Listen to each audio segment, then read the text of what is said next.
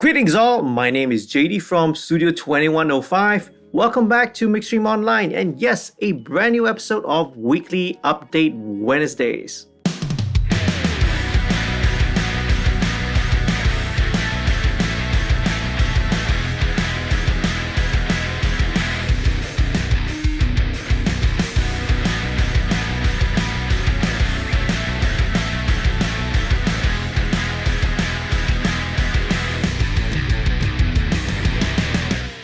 If you are new to this channel, I want to extend a warm welcome to you, and I also want to say a big thank you and a shout out to all the patrons who help to support the channel financially. If you are not a subscriber, please do head on down and click on the subscribe button. I'll really appreciate it. And don't forget to click on the notification bell as well so that you'll be updated every time I put out a brand new video.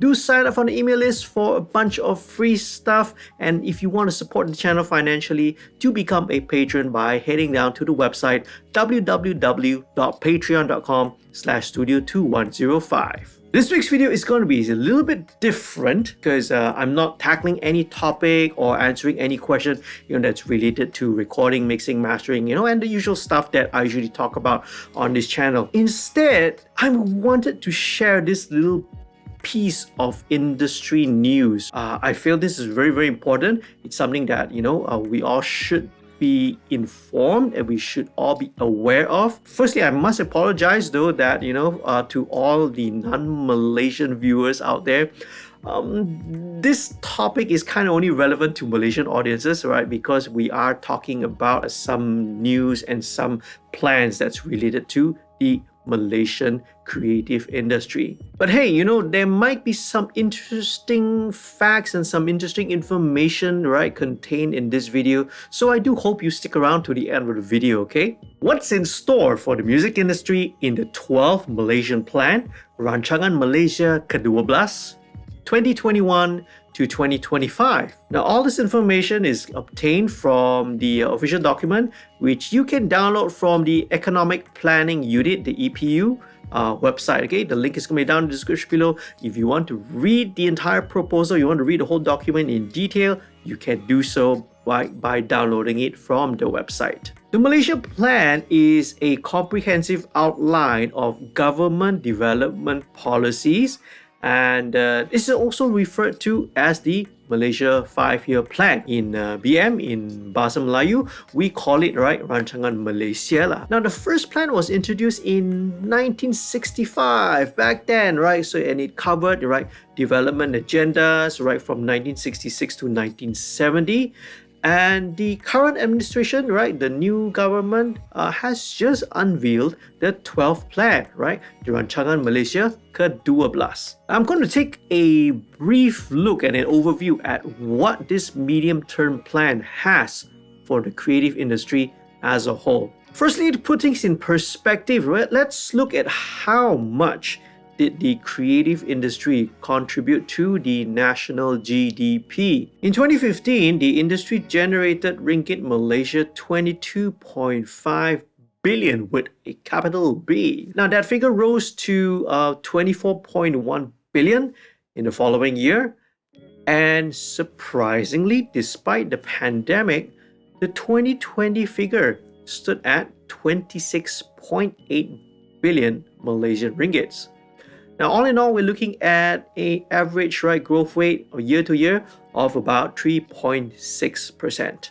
So where did all that revenue come from, right? Music, live entertainment was, essentially it was dead, right? The whole of last year and pretty much of this year as well. The reports show that this was thanks to all of the content that was created mostly by our local animation studios, the studios that created shows such as Upin and Ipin, Agent Ali movies, and also the Didi and Friends program as well. So yeah, even though music, live industry and all that was down, it was a terrible year for live music and the music industry as a whole. TV, film, and animation did really well. Hence the increase and the growth in the GDP numbers. So in this current Malaysia Plan, the creative industry has been identified and earmarked as one of 5 strategic high impact industries. Okay, that's what it is called. These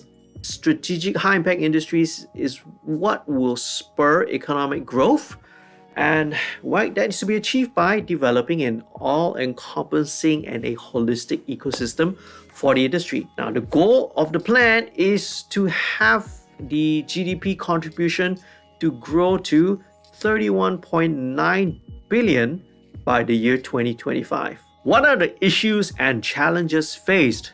Now, there are several obstacles and problems that have been identified, okay? These problems and these challenges, right, are the ones that have been hindering the growth of the industry as a whole. They are identified as, number one, having a poorly defined industry. What exactly does creative industry mean? It's been very, very poorly defined. We have vague definitions all this while. Different people have different ideas of what the creative industry is. Number two, poor management. Okay, right. I don't really want to elaborate on this lah. Okay. Number three, limited funding, incentives, and a relatively small amount of intellectual property. And then number four, lack of skill sets and capacity building. This relates to the skill of our workforce and also the talent pool that we have. So the Dasar Industri Kreatif Negara, in 2010, this was drawn in 2010. It encompasses the area of multimedia, arts, culture, and heritage. And it's very incomprehensive. It leaves out many areas of the creative industry, right? Different forms of creative content. It has affected, the planning, the development as well, as the ability of the creative industry to expand and to explore new markets. Government-owned facilities, are also currently underutilized due to lack of a suitable mechanism in place that, allows the private sector to utilize them. There's again poor management, there's a lack of promotion, there's a lack of cooperation with the private sector. All of this results in low demand. Now, talking about government-owned facilities, there's so many examples, and we always talk about it, between us engineers and studio people. You have SSL consoles that are sitting in some really, really nice government facilities in the universities and all that, but they are terribly maintained, and the people who run it don't even know how to use it and how to utilize it. And basically, millions of taxpayer money is, pretty much flushed down the drain, in all that equipment and all the facilities that just sit around collecting dust. Also, the rapid growth of technology means that the creation, and consumption of media and all the digital content is constantly evolving. However, our local skill set, and coupled with the inadequate education and training, it kind of results us having fallen behind the rest of the world. So what are the strategies that will be employed to maximize the potential of the creative industry? As mentioned earlier, one of the key steps that are to be taken to accelerate the growth of the creative industry is to develop a holistic and all-encompassing ecosystem. Now, there are two other steps as well to growth, and this is the building of capacity and expertise to meet industry demands, and also enhancing the development and the promotional power behind the creative products. Now, all of these improvements are in the hope that it will raise income, it will create jobs, and this is one of the points which I have said many times, that is, we want to transform Malaysia into an exporter of creative industry products. I've always said this many times in many conversations and discussions that I've had with people. We should really focus on turning the Malaysian music industry into an export-based industry. We do want to absorb and we want to consume content, but we also want to be exporting our musical products and our music content to the rest of the world as well. We don't want to be happy and resting on our laurels and just want to cater only for local audiences and local industry. We want to compete and we want to take the music out to the world stage, man. I hope all of us will also take this into account as well. Let's turn the Malaysian music industry into an export industry. Now, I'm not going to go into all the nitty-gritty and the details of the proposal, okay? But I want to highlight one very, very important point. Now, in case you didn't know, the Majlis Pembangunan Industri Kreatif Negara, I guess it's translated as National Creative Industry Development Council. This was actually formed in October of 2020 last year. It's very, very recent. This council is spearheaded by both the Multimedia and Communications Ministry and the Tourism, Arts and Culture Ministry. So, two ministries, okay? The function of this council is to act as a single integrated platform to streamline all matters related to the creative industry. Now, this is very much in the pattern of the Korean Content Creation Agency, or the KOCCA. Creation resulted in the global phenomenon, okay, which encompasses TV, film, music, and all manner of Korean content, okay, all that we are so familiar, right? K-pop, the fashion, food, culture, really surrounds our everyday lives, and it's something that we really cannot escape. And this is largely thanks to the policies and the strategies that was developed by the Korean Creative Content Agency. I believe this was something that they implemented back in the 90s. Fast forward now, 20 years or so now, you see how powerful a force, Korean culture, Korean content has become. It's a form of soft power, basically. When they export their culture, it reflects on everything. Not only their music, not only the TV, not only the films, but even it spills over to other economic areas as well. Take, for example, their products, electronic products, Samsung, LG, all these brands, Hyundai, Kia, and automotive industries as well. That's why it's explained, That's why it's described early on in the document as, a high impact industry. The creative industry, if it is developed, has got a high impact and it's got an influence. It spills over to all other, economic sectors and economic industries as well. Automotive, you name it, electronics, electrical, tourism, to say the least, and so much more. You see, the main problem that we, in Malaysia, we've been facing all this while is we've had a very, very fragmented, industry. We have, under Ministry of Communication and Multimedia, on one hand, they take care of things such as TV, film, and animations.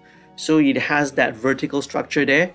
And on the other hand, visual and performing arts such as, dance, theater, paint, a sculpture and all that are under the purview of, tourism and culture instead. So, two different ministries, two sets of agencies, and on different people, there's no coordination between the two. Sadly, music is like the black sheep of the family, It's neither belonging here, neither belonging there, So on the one hand, live concerts and music, festivals are regarded as tourism-related areas, whilst radio and music for TV and for film, falls under, you guess it, under communications. So, this arguably, throughout the years, throughout the decades, has resulted in the music industry being the one to suffer the most, We receive little to no support and sometimes even outward harassment and discrimination, Really, again, I'm not going to go into that. So,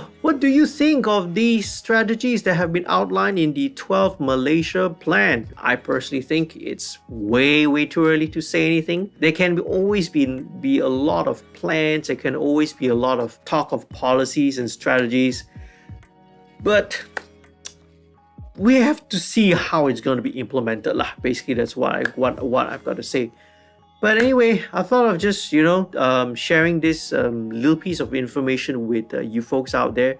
I would really, really love to hear what your thoughts are on this as well, okay? Now, please do leave them down in the comment section below. Perhaps, if you want to discuss this even further, we can always do this perhaps, in another topic, another day. Definitely, we do have, a lot of plans, and this seems to be a very, very positive step in the right direction. We've always been calling for a single agency to handle everything that has got to do with creative content. One that really coordinates all the various agencies and all the various departments and private sector, government sector. And instead of having these two separate vertical structures, so to speak, have one, right, that really covers horizontally and links everyone and streamlines everything, organizes everything, so that we have one concerted push for the whole creative industry in the same direction. Hopefully things will turn out good. We will see lah, okay? Maybe I'll see you back in 2025 in a couple of years time, and we'll probably look at this whole topic again. So there you go. All right, just a short simple video. Okay, hopefully next week we will go back to our usual content. Okay, again, I do apologize, it's a little bit different from what I usually talk about on this channel, but I hope you found this useful and informative anyway. If you did, please do leave a like, please do share this with your friends, and by the way, if you're not a subscriber yet, please do click on the subscribe button and the notification bell as well. Remember to sign up for the email list and also become a patron, www.patreon.com/22105. If you want to support the channel financially, that would be very, very much appreciated. Till next time, I'll see you again in another video. Stay safe, stay happy and healthy. Happy recording and mixing. Peace, love, and music.